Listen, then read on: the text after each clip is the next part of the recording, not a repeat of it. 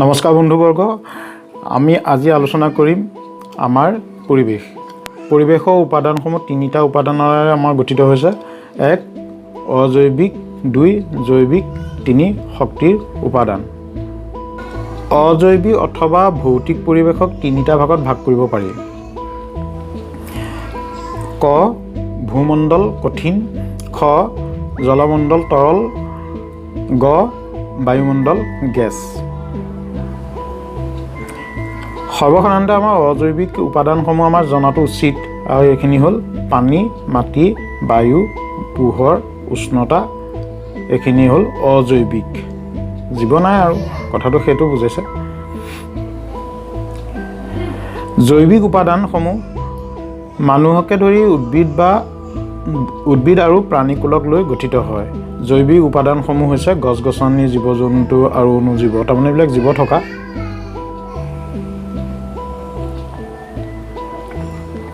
শক্তি উপাদানসমূহ হৈছে সৌৰ শক্তি, ভূতাপ শক্তি, জলবৈদ্যুতিক শক্তি, পাৰমাণৱিক শক্তি ইত্যাদি। পৰিৱেশ 4টা অংশত বিভক্ত। 1 হ'ল এটমস্ফিয়াৰ বা বায়ুমণ্ডল, 2 হাইড্ৰস্ফিয়াৰ বা জলমণ্ডল, 3 লিথোস্ফিয়াৰ বা ভূমণ্ডল, 4 বায়ুস্ফিয়াৰ বা জীৱমণ্ডল। গতিকে আমাৰ এই মণ্ডলকেইটাতনো আমাৰ কি থাকে আমি আলোচনা কৰিম বিতংভাৱে। এটমস্ফিয়াৰ বা বায়ুমণ্ডল। বায়ুমণ্ডলৰ গঠনত প্ৰধান উপাদানসমূহ শতকৰা হিচাপত দিয়া হ'ল। বিভিন্ন সময়ত আমাৰ এইটো প্ৰশ্নও আহে, নাইট্ৰজেনৰ পৰিমাণ কিমান? 77.16 ভাগ বা 78%। অক্সিজেনৰ শতকৰা ভাগ হ'ল 20.60 ভাগ বা 21%। আমাৰ এই দুইটা, এইটো জানিব লাগে, এইটো জানিব লাগে। তাৰমানে 20.60 মানে কিনো, 21%, কথাটো সেইটো। কাৰ্বন ডাই অক্সাইডৰ পৰিমাণটো হ'ল, এইটো জানিব লাগে 0.04 ভাগ, গতিকে এইটো আমাৰ জনাটো উচিত। জলীয় বাষ্পৰ পৰিমাণ 1.40। অতি নগণ্য পৰিমাণৰ gas argon, neon, helium, methane, জলীয় বাষ্প krypton, nitrous oxide, xenon, hydrogen, sulphur dioxide, ozone, ammonia, carbon monoxide, nitrogen dioxide ইত্যাদি ভাগবিলাক হ'ল এইখিনি। এতিয়া আমাৰ সকলোতকৈ ইম্পৰ্টেণ্ট আৰু এটা আমাৰ টপিক হ'ল বায়ুমণ্ডলৰ স্তৰ। বায়ুমণ্ডলৰ স্তৰ মানে কি? পৃথিৱীৰ উপৰিভাগৰ পৰা, মানে মাটিৰ পৰা ওপৰলৈ ইয়াৰ আমাৰ স্তৰ হিচাপে আমাৰ ভাগ কৰা আছে। গতিকে এই ভাগবিলাকনো কি? আমাৰ বায়ুমণ্ডলৰ স্তৰ কেইটা আছে? 4টা আছে। গতিকে আমাৰ 4টা স্তৰত, প্ৰত্যেকটো স্তৰত আমাৰ বিভিন্ন ধৰণৰ কি থাকে আমি তাক আলোচনা কৰিম। ট্ৰপ'স্ফিয়াৰ, ভূপৃষ্ঠৰ পৰা ওপৰলৈ 8ৰ পৰা 14.5 কিলোমিটাৰ পৰ্যন্ত ই বিস্তৃত হৈ আছে, বিয়পি আছে। এতিয়া ইয়াৰ সেই উচ্চতাৰ নিম্ন ভাগত, মানে পৃথিৱীৰ ওপৰতে মানে মাটিভাগৰ ওচৰতে, তাৰ নিম্ন ভাগত গড় উষ্ণতা 17 ডিগ্ৰী চেণ্টিগ্ৰেড, আৰু উপৰিভাগৰ উষ্ণতা হ'ল 52 ডিগ্ৰী মাইনাছ। এইটো মাইনাছ, গতিকে মাইনাছত আমি কথাটো দিয়া আছে, গতিকে মাইনাছৰ কথাটো আমি জানিব লাগিব। এইটো মানে চেঁচা, ওপৰলৈ চেঁচা। এতিয়া আমাৰ ওপৰলৈ কিমান ওপৰলৈকে আছে? 14.5 কিলোমিটাৰ পৰ্যন্ত, বা 8ৰ পৰা 14.5 কিলোমিটাৰ ওপৰলৈকে আছে। গতিকে সেই একেবাৰে উপৰিভাগত কিমান তাপমাত্ৰা? -52 ডিগ্ৰী চেণ্টিগ্ৰেড। এইটো গুৰুত্বপূৰ্ণ ৰাসায়নিক উপাদানসমূহ হৈছে, এইটো নাইট্ৰজেন, N2 এইটো এনেকৈ আচলতে আহিব লাগে, মই এইটো লিখিব পৰা নাই। N2, O2 এনেকৈ তলত আহে, আৰু CO2 এনেকৈ আহিব। H2O2 ঠিক তেনেকৈ H2O এনেকৈ আহিব। কথাখিনি সেইখিনি। ট্ৰপ'স্ফিয়াৰৰ একেবাৰে ওপৰৰ সীমাত এটা ঠেক তৰপ আছে। এই তৰপটোৰ নামটো হ'ল ট্ৰপোপজ বুলি কোৱা হয়। ট্ৰপোপজ ক'ত থাকে এইটো প্ৰশ্ন কৰিব পাৰে, এইটো জনাটো উচিত। আৰু ওখ পৰ্বতমালাৰ শিখৰবোৰ এই ট্ৰপোস্ফিয়াৰৰ শীতল অংশৰ ভিতৰত পৰে। শীতল অংশত আমাৰ -52 ডিগ্ৰী চেণ্টিগ্ৰেড আছে। গতিকে আমাৰ পৰ্বতৰ উচ্চ শিখৰত আমাৰ বৰফ পৰি থাকে, আৰু তাত বৰফ কিয় পৰে? এই ওখ পৰ্বতমালাৰ শিখৰবোৰ ট্ৰপোস্ফিয়াৰৰ শীতল অংশৰ ভিতৰত পৰে, এই অঞ্চলত পৰে। এইটো কাৰণে আমাৰ পৰ্বতৰ শিখৰত আমাৰ বৰফেৰে আবৃত হৈ থাকে। আৰু পৃথিৱীৰ আটাইতকৈ সৰহসংখ্যক জীৱই আমাৰ ট্ৰপোস্ফিয়াৰতে বাস কৰে। এতিয়া আহিলোঁ আমাৰ ষ্টেট'স্ফিয়াৰ। ষ্টেট'স্ফিয়াৰৰ সীমা হৈছে আমাৰ যিহেতু আমাৰ টপ'স্ফিয়াৰ আমাৰ গুচিয়ে গ'ল, গতিকে টপ'স্ফিয়াৰৰ পৰা ওপৰলৈ, কিন্তু ভূপৃষ্ঠৰ পৰা 50-ৰ পৰা 55 কিলোমিটাৰ ওপৰলৈ বিয়পি থাকে। গড় উষ্ণতাটো -3 ডিগ্ৰী চেণ্টিগ্ৰেড। আমাৰ একেবাৰে ওপৰৰ সীমাত এটা ঠেক পাতল তৰপ আছে আৰু এই তৰপটোৰ নাম কৈছে ষ্ট্ৰেটোপজ। গতিকে আমাৰ ট্ৰপোপজ ওপৰত আছিল, ষ্টেট'স্ফিয়াৰত আমাৰ ষ্ট্ৰেটোপজ আছে। ষ্টেট'স্ফিয়াৰত গুৰুত্বপূৰ্ণ উপাদানটো হৈছে O3। এইটো এনেকৈ লিখিব লাগে, O3টো তলত 3টো সৰুকৈ। গতিকে O3 মানে কি? ওজনৰ ওপৰত আমাৰ বিশেষ তথ্য আমাৰ জানিবলগীয়া থাকে। ওজন স্তৰৰ আমাৰ গোটেই কথাখিনি আমি আলোচনা কৰিম। ওজন স্তৰত বায়ুমণ্ডলৰ ষ্টেট'স্ফিয়াৰ অঞ্চলত থকা ওজন গেছে আচলতে কি কাম কৰে? সূৰ্যৰ পৰা অহা অতি বেঙুনীয়া ৰশ্মি বিকিৰণৰ ক্ষতিকৰ প্ৰভাৱৰ পৰা জীৱক ৰক্ষা কৰে। মূলতঃ ওজনৰ অণু 3টা অক্সিজেন পৰমাণুৰে গঠিত। গতিকে আমাৰ ৰাসায়নিকভাৱে অতি সক্ৰিয়। এয়াৰ কণ্ডিশ্যনাৰ, ৰেফ্ৰিজাৰেটৰ, ফ্ৰিজ, অগ্নি নিৰ্বাপক যন্ত্ৰ আদি প্ৰধানকৈ আমাৰ ক্ল'ৰ'ফ্ল'ৰ কাৰ্বনটোৱে কাক বুজায়? CFC নামৰ গেছবিধ ব্যৱহাৰ কৰা হয়। এই CFC ব্যৱহাৰ কৰা হয়। এতিয়া CFCত কি থাকে? ক্ল'ৰিন থাকে। এই ক্ল'ৰিন পৰমাণুৱে কি কৰে? ওজনৰ লগত বিক্ৰিয়া কৰে। ওজনৰ লগত বিক্ৰিয়া কৰি ওজনৰ লেয়াৰটো আমাৰ ধ্বংস কৰে বা ওজনক ধ্বংস কৰে, ওজনৰ অণুক ধ্বংস কৰে। কথাটো সেইটো। এতিয়া এনেদৰে ওজন ধ্বংস হোৱাৰ ফলত ওজন স্তৰ ক্ষয় গৈ তাত ফুটাৰ সৃষ্টি হৈছে। ইয়াকে ওজন বিন্ধা বুলি কোৱা হয়। পৰিৱেশ বিজ্ঞানীসকলৰ মতে ওজন বিন্ধাবোৰ ক্ৰমান্বয়ে বহল হৈ গৈ আছে। ইয়াৰ ফলত পৃথিৱীলৈ অহা অতি বেঙুনীয়া ৰশ্মিৰ পৰিমাণ বাঢ়িছে। এনে ৰশ্মি বিক্ৰিয়াৰ বাবে বহুতো লোকৰ ছালত কৰ্কট ৰোগ হোৱাৰ সম্ভাৱনা বৃদ্ধি পাইছে। আমাৰ এই ফুটাবিলাক যে সৃষ্টি হৈছে, এই ফুটাবিলাক একমাত্ৰ আমাৰ বৃদ্ধি হোৱাৰ কাৰণ ধেৰ আছে। তাৰ ওপৰতে আমাৰ বেছ কৰি আৰু ডাঙৰ হোৱাৰ মুখ্য কাৰণটো হ'ল আমাৰ যিবিলাক ৰকেট, আমাৰ উপগ্ৰহৰ ওপৰত আমাৰ উপস্থাপন কৰোঁতে যিবিলাক ৰকেট ব্যৱহাৰ কৰে, সেই ৰকেটবিলাকে আমাৰ ধ্বংস বেছিকৈ কৰিছে। তথাপিতো আমাৰ CFC ইয়াৰ কাৰণে প্ৰধান জগৰীয়া গেছ, তাৰমানে ক্ল'ৰিন। এতিয়া অনুঘটকৰ দৰে আচৰণ কৰি CFC অণুৱে প্ৰায় 1 লাখ ওজন অণু ধ্বংস কৰে। গতিকে সাংঘাতিক কথা।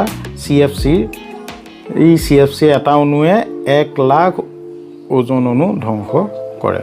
এতিয়া ইয়াকো আমাৰ বিজ্ঞানীসকলে ঠাৱৰ কৰি উলিয়াব পাৰিছে। এতিয়া CFC বহল প্ৰয়োগ হৈছে। আমাৰ এয়াৰ কণ্ডিশ্যনাৰ লাগিবই, ৰেফ্ৰিজাৰেটৰ লাগিবই। তাৰ আমাৰ বিকল্প হিচাপে ব্যৱহাৰৰ কাৰণেও চিন্তা চৰ্চা কৰি আমাৰ পাইছে যে ইয়াৰ সম্পূৰ্ণ বিকল্প ব্যৱস্থা হৈছে হাইড্ৰ'ক্ল'ৰ'ফ্ল'ৰ কাৰ্বন HCFC আগত H এটা আহিছে। গতিকে HCFC হ'ল ইয়াৰ বিকল্প হিচাপে ব্যৱহাৰ কৰিব পৰা যায়। এতিয়া আহিলোঁ আমাৰ মেছ'স্ফিয়াৰ। গতিকে ষ্টেট'স্ফিয়াৰৰ ওপৰত ভূপৃষ্ঠৰ পৰা 85 কিলোমিটাৰ ওপৰলৈ বিয়পি থাকে। সূৰ্যৰ ৰশ্মি কমকৈ শোষিত হোৱাৰ বাবে ইয়াৰ উষ্ণতা -92 ডিগ্ৰী চেণ্টিগ্ৰেড। ইয়াৰ ঠাণ্ডাটো আকৌ বাঢ়ি গ'ল। এটা গুৰুত্বপূৰ্ণ ৰাসায়নিক উপাদান হৈছে অক্সিজেন, O2 আৰু NO, নাইট্ৰাছ অক্সাইড। গতিকে আমাৰ এইখিনি হ'ল তাৰ উপাদান, ৰাসায়নিক উপাদান। থাৰ্মোস্ফিয়াৰ নামটোৱে থাৰ্ম মানে গৰম। এতিয়া আমাৰ ইয়াতে চাগে আৰু গৰম বাঢ়িব, তথাপিতো আমি আলোচনা কৰোঁ। বায়ুমণ্ডলৰ আটাইতকৈ ওপৰৰ স্তৰটোৰ নাম হ'ল থাৰ্মোস্ফিয়াৰ। ভূপৃষ্ঠৰ পৰা 85ৰ পৰা 500 কিলোমিটাৰ ওপৰলৈ বিয়পি আছে। এই আমাৰ যিখিনি আমাৰ এই তথ্য দিয়া আছে, এইখিনি আমাৰ মনত ৰখাটো দৰকাৰ আছে। এতিয়া উচ্চতা বৃদ্ধিৰ লগে লগে এই স্তৰত উষ্ণতাও বৃদ্ধি পায়।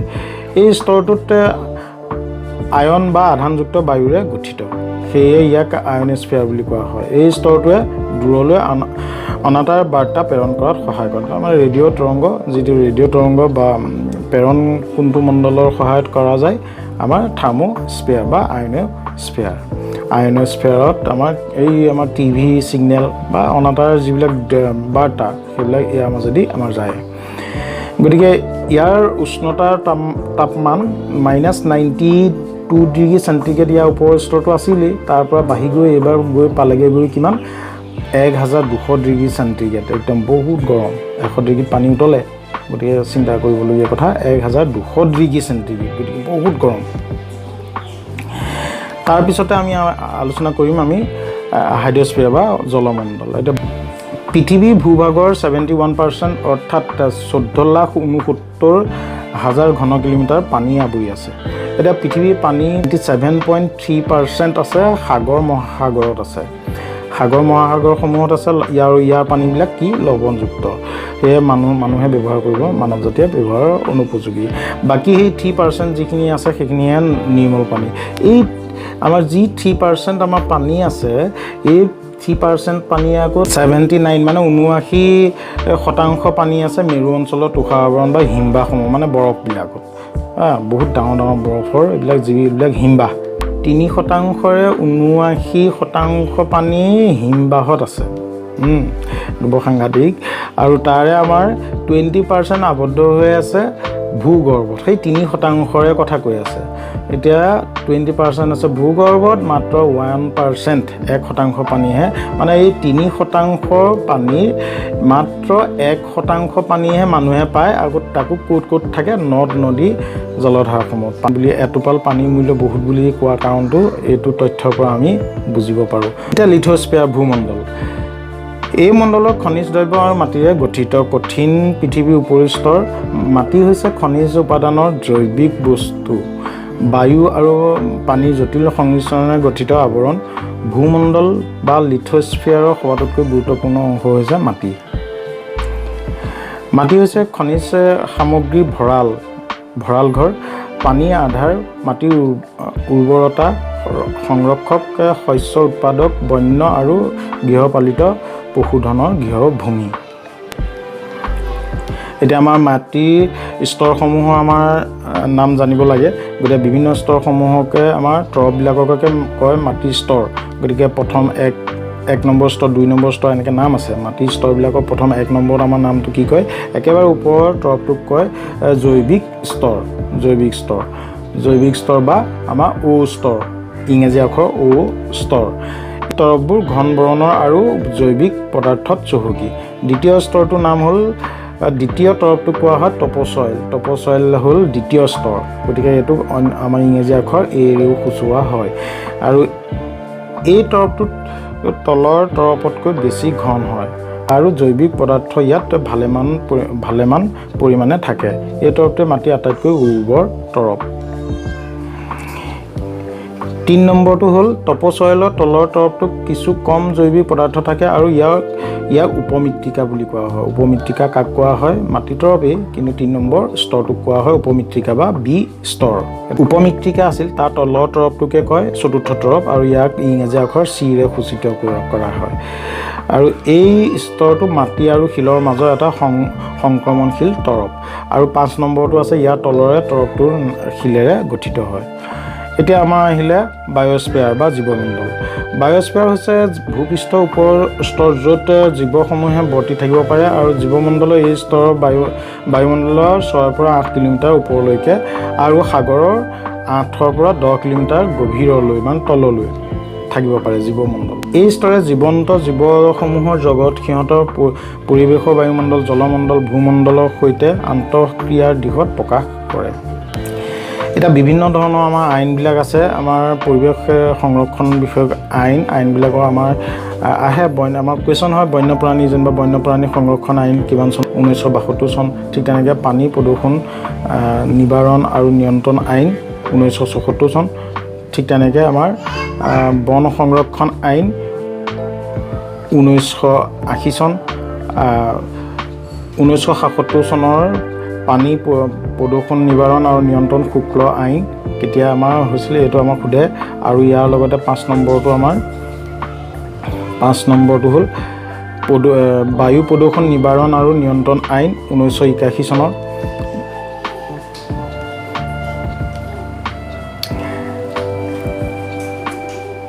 পৰিৱেশ সুৰক্ষা আইন 1986 চন। পাব্লিক লায়েবিলিটি বীমা আইন 1991 চন। বন্য প্ৰাণী সুৰক্ষা সংশোধিত আইন 1991। এইবিলাক আমাৰ আইনবিলাক আমাৰ জানিব লাগে। এতিয়া আহিলে আমাৰ আটাইতকৈ আৰু এটা বহুত ইম্পৰ্টেণ্ট হয় সেউজগৃহ প্ৰভাৱ বা greenhouse effect. Greenhouse ইফেক্টৰ বিষয়ত আমি এনেই জানিবও লাগে। সূৰ্যৰ পৰা তাপ পোহৰ সৌৰশক্তি হিচাপে যিমানখিনি তাপ পৃথিৱীলৈ আহে তাৰে 48% পৃথিৱীয়ে শোষণ কৰে আৰু 21% শোষণ কৰে বায়ুমণ্ডলত থকা কাৰ্বন ডাই অক্সাইড, CFC, methane, nitrous oxide, ozone, জলীয় বাষ্পই আৰু যিবিলাকক কোৱা হৈছে সেউজগৃহ গেছ। গেছটো সেউজগৃহ গেছ মানে কি? গ্ৰীণ হাউচ গেছ, GHG মানে কি এনেকৈ সুধিব পাৰে, গ্ৰীণ হাউচ গেছ। গতিকে আমাৰ এইটো জানিব লাগে। প্ৰথম তাপ শোষণ কৰে পৃথিৱীলৈ অহা 48% পৃথিৱীয়ে শোষণ কৰে। তাৰপিছত শোষণ কৰে 21% কোনে শোষণ কৰে? বায়ুমণ্ডলে শোষণ কৰে। এতিয়া এই কাহিনীটোৱে হ'ল দিনৰ ভাগত শোষণ কৰি থোৱা তাপ পৃথিৱীয়ে ৰাতিৰ ভাগত এৰি দিয়ে। গোটেই তাপখিনি পৃথিৱী এৰি গুচি গ'লে পৃথিৱীখন ঠাণ্ডা অত্যন্ত শীতল হৈ পৰিব, অত্যন্ত ঠাণ্ডা হৈ পৰিব। কিন্তু বায়ুমণ্ডলত থকা এই গেছবিধে আমাৰ এটা ছাতিৰ দৰে আৱৰণ সৃষ্টি কৰিছে আৰু বিকিৰিত তাপ এক বুজন অংশ পৃথিৱীলৈ উভতাই দিয়ে, ৰিফ্লেকশ্যন কৰে, পৃথিৱীলৈ উভতাই দিয়ে। ফলত আমাৰ পৃথিৱীৰ উপৰিভাগৰ তাপমাত্ৰা ভাৰসাম্য বজাই ৰাখে। আৰু এই গোটেই পৰিঘটনাটোক কোৱা হৈছে সেউজগৃহ প্ৰভাৱ বা গ্ৰীণ হাউচ ইফেক্ট। মুখ্য কথাটো হ'ল 150 বছৰ পূৰ্বে আৰম্ভ হোৱা ঔদ্যোগিক বিভিন্ন প্ৰক্ৰিয়া মানুহে বিভিন্ন কাৰ্যকলাপে বায়ুমণ্ডলত সেউজগৃহ গেছৰ পৰিমাণ বৃদ্ধি হৈছে। সেউজগৃহ গেছত আমাৰ কোন আছে? কাৰ্বন ডাই অক্সাইড আছে, মিথেন আছে, এইবিলাক আছেই। আৰু এই কাৰ্বন ডাই অক্সাইডৰ পৰিমাণ অকল কাৰ্বন ডাই অক্সাইডৰ পৰিমাণেই নহয়, বায়ুমণ্ডলত আমাৰ বিভিন্ন ধৰণৰ এই গেছবিলাকৰ মান বাঢ়ি যোৱাৰ লগে লগে সেই আমাৰ গ্ৰীণ যি ছাতি কথা ক'লে, আমি এখন কম্বল লৈ শুই থকাৰ নিচিনা। এখন কাপোৰ ল'লে যিমান আমাৰ গৰম উঠিব তাতকৈ ডাবুল কাপোৰ লৈ ল'লে বেছিকৈ গৰম উঠিব। কথাটো সেইটোৱেই। আমাৰ সেই বায়ুমণ্ডলখিনি কি হৈছে? ডাঠ হৈ গৈ আছে। ডাঠ হোৱাৰ লগে লগে সেউজগৃহ গেছৰ পৰিমাণ যথেষ্ট বৃদ্ধি পাইছে। 1750 পৰা 2021 এতিয়া ৰিচেণ্ট টাইমলৈকে আমাৰ কাৰ্বন ডাই অক্সাইড, মিথেন, নাইট্ৰাছ অক্সাইড বায়ুমণ্ডলৰ গাঢ়তা বৃদ্ধি পাইছে আৰু সেউজগৃহ গেছৰ আৱৰণখনৰ উষ্ণতা এই ঘটনাটোৱে বৃদ্ধি কৰিছে। আৰু এই যি আমাৰ তাপমাত্ৰা উষ্ণতা বৃদ্ধি ঘটিছে, এই গোটেই প্ৰক্ৰিয়াটোৱে অন্য এটা নাম পাইছে কি? গ্ল'বেল ৱাৰ্মিং বা উষ্ণতা বৃদ্ধি বা গোলকীয় উষ্ণায়ন বা গোলকীয় উত্তাপ। সেউজগৃহ গেছৰ ভিতৰত আটাইতকৈ মুখ্য উপাদানটো কোন? কাৰ্বন ডাই অক্সাইড। কাৰ্বন ডাই অক্সাইড আমাৰতো প্ৰশ্ন কৰে। কাৰ্বন ডাই অক্সাইড, মিথেন, নাইট্ৰাছ অক্সাইড, জলীয় বাষ্প এইবিলাক কিবাকিবি থাকে, কিন্তু মুখ্য কোন? কাৰ্বন ডাই অক্সাইড। কাৰ্বন ডাই অক্সাইডৰ উপৰিও মিথেন থাকেনে? থাকে। এইটো জানিব লাগে। জলবায়ু পৰিৱৰ্তন। জলবায়ু পৰিৱৰ্তনত জলবায়ু বৰ ধুনীয়া। জলবায়ু আৰু বতৰটো হ'ল আমাৰ খুব খন্তেকীয়া, খুব কম সময়ৰ কাৰণে বতৰটো হয়। যেনে আজি বতৰ গৰম, যেনে আজি বতৰ ঠাণ্ডা, আজি বতৰ বৰষুণ দিব, সেইবিলাকক কয় বতৰ। খুব খন্তেকীয়া সময়ৰ কাৰণে কয় বতৰ। এই বতৰবিলাকক লগাই হৈছে 30-40 বছৰ পৰ্যন্ত 30-40 বছৰ পৰ্যন্ত অৱস্থাটোকে কোৱা হয় জলবায়ু। জলবায়ুটো শিকিবলগীয়া কথা। জলবায়ু পৰিৱৰ্তন হৈছে বৰ ফটক আমাৰ মানুহে ক'ব নোৱাৰে। জলবায়ু পৰিৱৰ্তন বৰ ফটককৈ নহয়। জলবায়ু পৰিৱৰ্তন 30 পৰা 40 বছৰটোকহে কোৱা হয়। আমাৰ লাইফত আমি দুবাৰমানহে জলবায়ু পৰিৱৰ্তন পাম। আমি এতিয়া যিটো জলবায়ুত বসবাস কৰি আছোঁ, সেই জলবায়ুটো প্ৰায় 30 পৰা 40 বছৰ পৰ্যন্ত আমাৰ থাকিব। বৰ সাংঘাতিক। এইবাৰ খেতিটো বৰষুণ হ'ল নহ'ল, এই কথাখিনি জলবায়ু পৰিৱৰ্তন এনেকৈ কৈ থাকিলে নহ'ব। গতিকে আমাৰ 30-40 বছৰ এই কথাটো বহুত ডাঙৰ কথা। মই এনেই গ্ৰাফ এটা ইয়াতে আঁকি দেখুৱাব বিচাৰিছোঁ। আমাৰ এটা মানুহে কুকুৰ এটা ৰছী এডালত ধৰি লৈ গ'ল। কুকুৰটো মানুহটো স্থিৰ গতিত এনেকৈ খোজকাঢ়ি গৈ আছে, কুকুৰটো এনেকৈ খোজকাঢ়ি গৈ আছে। এইটো আমাৰ 20 পৰা 40 বছৰলৈকে যদি ধৰোঁ, এই মানুহটো খোজকাঢ়ি গ'ল। এই যে আমাৰ কুকুৰটো যে এনেকৈ গ'ল, এইটো আপ এণ্ড ডাউন, এইটো হ'ল বতৰ। এইটো বতৰটো ইফাল সিফাল হৈ গৈ আছে আৰু গোটেইখিনি লগ খুৱাই এই গোটেইখিনি একেলগে 30 পৰা 40 বছৰক কোৱা হয় জলবায়ু। গতিকে আমাৰ এইটো বৰ ধুনীয়া কথা এটা ওলালে, গতিকে এইটো জানি থোৱা ভাল। এতিয়া আহিলোঁ আমাৰ এচিড বৰষুণ। আমাৰ এচিড বৰষুণৰ ওপৰতো আমাৰ প্ৰশ্ন কৰে, এচিড বৰষুণ কেনেকৈ হয়? এচিড বৰষুণ হ'ল ঔদ্যোগিক কাম কাজ, জীৱাশ্ম ইন্ধন দহনৰ ফলত উৎপন্ন হোৱা ছালফাৰ, নাইট্ৰজেন অক্সাইডসমূহে বায়ুমণ্ডলৰ গেছসমূহৰ পৰা সৃষ্টি হোৱা এচিডৰ প্ৰধান উৎস। মৌলবিলাক কি? ছালফাৰ, নাইট্ৰজেন অক্সাইড, ছালফাৰ ডাই অক্সাইড, নাইট্ৰজেন ডাই অক্সাইড, এইবিলাক মানে মুখ্য মৌলবিলাক হ'ল ছালফাৰ, নাইট্ৰজেন, এনেকৈ মনত ৰাখিব লাগে। বতাহে যেতিয়া ছালফাৰ ডাই অক্সাইড নাইট্ৰজেন অক্সাইডসমূহ বিভিন্ন দিশত যেতিয়া আমাৰ বতাহে লৈ যায় তেতিয়া আমাৰ কি হয় পানীৰ সংস্পৰ্শলৈ আহি sulphuric acid nitric acid sulphate আৰু নাইট্ৰেটৰ ক্ষুদ্ৰ কণিকাৰ সৃষ্টি কৰে এইবিলাক হ'ল যিহেতু এচিড আৰু এইখিনি জলীয় কণিকাৰ লগত লগ খালেই গতিকে তেতিয়া আমাৰ কি হ'ব বৰষুণ হিচাপে বা তুষাৰ কুঁৱলী এইবিলাকৰ ৰূপত আমাৰ ভূপৃষ্ঠলৈ নামি আহে আৰু গোটেই প্ৰক্ৰিয়াটোকে মিশ্ৰণটোক কোৱা হয় এচিড বৰষুণ বা আমলিক পৰিস্থিতিতন্ত্ৰৰ আমাৰ ধাৰণা যি আমাৰ ইক'চিষ্টেমটো আমাৰ জানিব লাগে ইক'চিষ্টেম মানেনো কি গতিকে পৰিস্থিতিতন্ত্ৰ কি এইটো আমাৰ পৰিৱেশ বুলি ক'লে এইটো জানিবই লাগে কোনো এক ঠাইত যে জীয়াই থকা উদ্ভিদ প্ৰাণী সমুদায় গোটক কোৱা হয় আমাৰ ইক'চিষ্টেম বা পৰিস্থিতিতন্ত্ৰ আৰু পৰিস্থিতিতন্ত্ৰ প্ৰথম শব্দটো ব্যৱহাৰ কৰিছিল A.G. টানছলে 1935 চনত এইটো কুৱেশ্যন হয় গতিকে আমাৰ প্ৰথমবাৰৰ বাবে ইক'চিষ্টেম শব্দটো ব্যৱহাৰ কৰিছিল ইক' অৰ্থটো হৈছে পৰিৱেশ আৰু চিষ্টেম অৰ্থ হৈছে পৰিস্থিতিতন্ত্ৰ বা ইক'চিষ্টেম বুলি কোনো এটা নিৰ্দিষ্ট সময়ত বসবাস কৰা সকলো জীৱ আৰু চৌপাশৰ ভৌতিক পৰিৱেশ আৰু ইহঁতে জীয়াই থাকিবলৈ প্ৰয়োজন হোৱা খাদ্যৰ ওপৰত শক্তিৰ প্ৰবাহক বুজোৱা যায় মানুহে কৃত্ৰিমভাৱে নিয়ন্ত্ৰণ কৰা পৰিস্থিতিসমূহক কোৱা হয় কৃত্ৰিম বা মানৱসৃষ্ট পৰিস্থিতিতন্ত্ৰ আৰু আনহাতে যিবোৰ পৰিস্থিতিতন্ত্ৰ প্ৰাকৃতিকভাৱে সৃষ্টি হয় মানুহে বেছিকৈ হকা বাধা নকৰে তাক প্ৰাকৃতিক পৰিস্থিতিতন্ত্ৰ বুলি কোৱা হয় প্ৰাকৃতিক পৰিস্থিতিতন্ত্ৰত আকৌ জলীয় স্থলীয় পৰিস্থিতিতন্ত্ৰ নামে ভাগ কৰা যায় জলীয় স্থলীয় যিবোৰ পৰিস্থিতিতন্ত্ৰৰ মূল আৱাস মাটি তাক স্থলীয় পৰিৱেশ আৰু যিবোৰত মূল আৱাস পানী তাক জলীয় পৰিস্থিতিতন্ত্ৰ বুলি কোৱা হয় আটাইবোৰ শক্তি বা শক্তিৰ মুখ্য উৎস হ'ল সূৰ্য এতিয়া আমাক যিকোনো কুৱেশ্যন হয় সকলোবিলাক শক্তিৰে মুখ্য উৎস হ'ল সূৰ্য অবিহনে একো শক্তিয়ে উৎপন্ন হ'ব নোৱাৰে সূৰ্যই মুখ্য সূৰ্যটো কিয় হয় আমি পিছলৈ আলোচনা কৰিম তললৈ আছে আমাৰ ওলাব সূৰ্যতে শক্তিৰ উৎসসমূহ প্ৰধানকৈ দুটা ভাগত ভগাব পাৰি নৱীকৰণ অযোগ্য শক্তিৰ উৎস নৱীকৰণযোগ্য শক্তিৰ উৎসসমূহ প্ৰকৃতিৰ যিবোৰ শক্তি অহৰহ শক্তি উৎপাদন হৈ থাকে ব্যৱহাৰৰ পিছতো শেষ নহয় পুনৰ ব্যৱহাৰ কৰিব পাৰি তেনেবোৰ শক্তিকে কোৱা হয় নৱীকৰণযোগ্য শক্তিৰ উৎস যেনে সৌৰশক্তি বায়ু শক্তি ভূতাপীয় শক্তি জোৱাৰ শক্তি জৈৱ ভৰ শক্তি ইত্যাদি নৱীকৰণ অযোগ্য শক্তিৰ উৎসসমূহ হ'ল যিবোৰ শক্তি আমাৰ ব্যৱহাৰ কৰিলে নৱীকৰণ নহয় বা ব্যৱহাৰৰ পিছত পুনৰ উদ্ধাৰ কৰিব নোৱাৰি মানে এবাৰ ব্যৱহাৰ কৰিলে তাক আৰু দ্বিতীয়বাৰ পাব নোৱাৰি তেনেবিলাক শক্তিৰ উৎস কোৱা হয় নৱীকৰণ অযোগ্য শক্তিৰ উৎস এতিয়া এনেধৰণৰ উৎসবিলাকৰ নাম হ'ল যেনে নৱীকৰণ অযোগ্য শক্তিৰ উৎসবিলাক হ'ল যেনে কয়লা পেট্ৰলিয়াম এইবোৰ কয়লা এবাৰ জ্বলাইলে আৰু দ্বিতীয়বাৰ ব্যৱহাৰ কৰিব নোৱাৰি এইবিলাকে কোৱা হয় নৱীকৰণ অযোগ্য শক্তি এটা বিভিন্ন পৰিৱেশত থকা জৈৱিক তন্ত্ৰত শক্তিৰ প্ৰবাহ তিনিটা স্তৰত যেনে শক্তিৰ প্ৰবাহ শক্তিৰ ব্যৱহাৰ শক্তিৰ স্থানান্তৰ আৰু এই গোটেইবিলাক কাৰ যোগেদি হয় উৎপাদক উপভোক্তা বিয়োজকৰ যোগেদি হয় মুখ্য শক্তিৰ উৎস হ'ল সূৰ্যৰ পৰা উৎপাদকে আমাৰ ল'ব তাৰমানে সেউজীয়া শাক পাচলি তাৰপিছত সেইবিলাকক খাব উপভোক্তা তাৰপিছত আৰু বিয়োজকে মাটিৰ লগত মিলাই দিব বিয়োজক মানে বেক্টেৰিয়া এইবিলাক যিবিলাক ভাইৰাছ আমাৰ মানুহ মৰাৰ পিছত বা জীৱ জন্তু গেলি পচি কোনে সহায় কৰে বিয়োজকে মাটিৰ লগত মিলাই দিয়ে তাৰপৰা তাত আকৌ সাৰ হ'লে আকৌ আমাৰ সেউজীয়া উদ্ভিদে তাক আকৌ ব্যৱহাৰ কৰি এনেকৈ আৰু গোটেই ছিষ্টেমটো কি উৎপাদক হ'ল সেউজীয়া উদ্ভিদসমূহে কাৰ্বন ডাই অক্সাইড আৰু পানীৰ সহায়ত সূৰ্যৰ পোহৰত খাদ্যবস্তুটো কি গ্লুক'জ এইটো অকণমান ভুল হৈ থাকিলে শুধৰাই ল'ব গ্লুক'জ কাৰ্বহাইড্ৰেট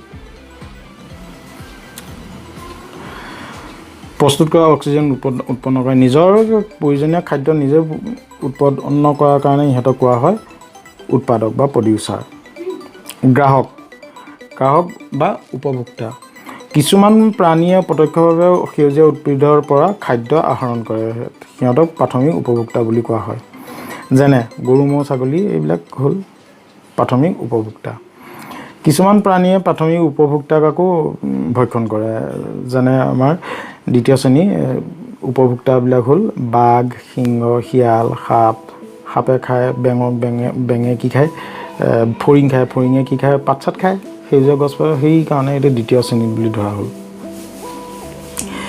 এটা কথা ঠিক যে প্ৰাথমিক আৰু গৌণ উপভোক্তাৰ মাজত ভাৰসাম্য অটুট নাথাকিলে পৰিৱেশ বিনষ্ট হোৱাৰ সম্ভাৱনা থাকে।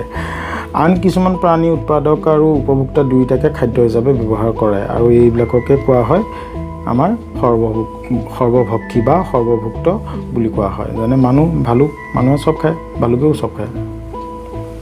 ভালুকে অকল ঘাঁহ খায় বুলি জানিলে নহ'ব নহয়, মাংসও খায়, ঘাঁহো খায়, মাংসও খায়, মাছো খায়।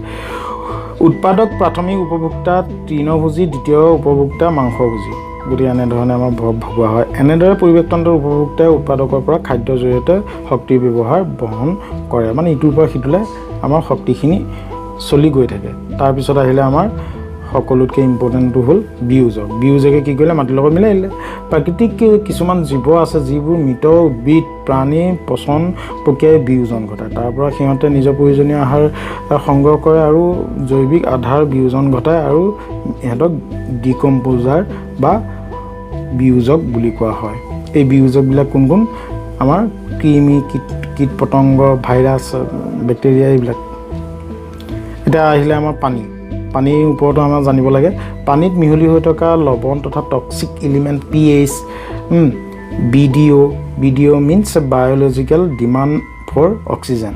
তাৰমানে অক্সিজেন থাকিলে আমাৰ থাকিব এই কথাটো। এতিয়া ওপৰত ভিত্তি কৰি নিৰ্ণয় কৰা হয়।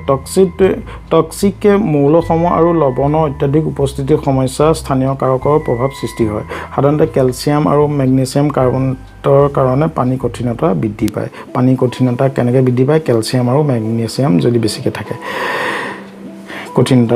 এতিয়া পানীৰ বিদ্যুৎ পৰিবাহিতা গুণৰ ওপৰত ভিত্তি কৰি ভূতল জলত দ্ৰৱীভূত হৈ থকা লৱণৰ পৰিমাণৰ নিৰ্ধাৰণ কৰিব পাৰি। যদি দ্ৰৱীভূত লৱণৰ পৰিমাণ 200 ppmতকৈ বেছি হয় তেনে পানীক কঠিন পানীলৈ ৰূপান্তৰিত হয়। আৰু যদি পৰিমাণ 50 ppmতকৈ কম হয় তেতিয়া পানী কোমল হৈ থাকে। কঠিন পানী, কোমল পানী। কঠিন পানীৰ কি হ'ব লাগিব? 200 ppm আৰু কোমল পানীত কি থাকিব লাগিব? ইমানতকৈ কম থাকিব লাগিব। এতিয়া পানীৰ আম্লিক আৰু ক্ষাৰকীয় গুণাগুণ হাইড্ৰজেন আয়নৰ উপস্থিতিৰ pHৰ ওপৰত আমাৰ নিৰ্ভৰ কৰে। এই pHটো কিনো আমি এইটো জানিব লাগে। pHৰ মান যদি আমাৰ 7.8তকৈ পানী ক্ষাৰকীয় হয়, এইটো সোধে প্ৰশ্ন। আৰু pHৰ মাত্ৰাটো যদি 7তকৈ যদি কম থাকে তেতিয়া কি হয়? আম্লিক হয়। তাৰপিছত আকৌ কি আছে? এইটো হ'ল আমাৰ সাধাৰণ পানী। 7তকৈ ডাঙৰ হ'ব লাগিব pHৰ মান আৰু 7.8তকৈ কম হ'ব লাগিব। এইটো সোধে প্ৰশ্ন। এতিয়া পানীত অধিক পৰিমাণে বেক্টেৰিয়া আৰু আদি জীৱাণু থাকিলে অধিক অক্সিজেন ব্যৱহাৰৰ ফলত পানীত দ্ৰৱীভূত অক্সিজেনৰ পৰিমাণ কমি যায়, BDO বাঢ়ি যায়। গতিকে BDOয়ে পানীৰ অধিক পৰিমাণৰ বীজাণু থকা বেছিকৈ BDO হোৱা মানে বীজাণু থকা বুজায়। আৰু বেছিকৈ বীজাণু থাকিলে আমাৰ মানুহে খাব নোৱাৰে। গতিকে এইটো আমাৰ মানুহে খোৱা পানীৰ BDOটো কি হ'ব লাগিব? 0 হ'ব লাগিব। এতিয়া সংৰক্ষণৰ ওপৰত আমি আলোচনা কৰিম। জীৱ ভিন্নতা সংৰক্ষণৰ ব্যৱহাৰিক পৰ্যায়ত আমি বিভিন্ন ধৰণে সংৰক্ষণ কৰা হয়। উদ্ভিদ, প্ৰাণী, অণুজীৱসমূহক বিভিন্ন ধৰণে আৱাসস্থলতে সংৰক্ষণ কৰা হয়। এতিয়া তাৰ ভিতৰত ইনচিটু আমাৰ সোধে, ইনচিটু সংৰক্ষণ বা ভিতৰত সংৰক্ষণ মানে কি আৰু তাত কোন পৰে? সংৰক্ষিত বনাঞ্চল, ৰাষ্ট্ৰীয় উদ্যান, ইয়াত আকৌ চিৰিয়াখানা শব্দটো নাই। গতিকে ইনচিটু বা ভিতৰত সংৰক্ষণটো কোন পৰে? সংৰক্ষিত বনাঞ্চল, ৰাষ্ট্ৰীয় উদ্যান। এইটো আমাৰ জানিবলগীয়া প্ৰশ্ন। আনহাতে উদ্ভিদ, প্ৰাণী, অণুজীৱসমূহ প্ৰাকৃতিক আৱাসস্থলৰ বাহিৰ সংৰক্ষণ কৰা হয় বা ex-situ, in-situ, ex-situ জানিব লাগে। এইটো প্ৰশ্ন আহেই মেক্সিমাম সময়ত। গতিকে আমাৰ সেউজ গৃহ, কলাকৰ্ষণ, চিৰিয়াখানা এইবিলাক হ'ল অণুজীৱ সংৰক্ষণ, শীতল গৃহ এইবিলাক হ'ল আমাৰ ex-situ।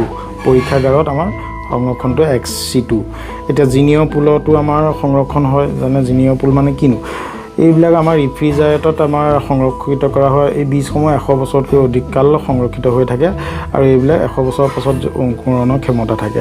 ফাইবাৰ্ছনো কি? নিত্য ব্যৱহাৰ সামগ্ৰীৰ লগতে প্লাষ্টিক ব্যৱহাৰৰ ক্ষেত্ৰত আমি সকলোৱে 5টা Rৰ ব্যৱহাৰৰ কথা আমি মন কৰিব লাগে। এতিয়া 5টা Rনো কি?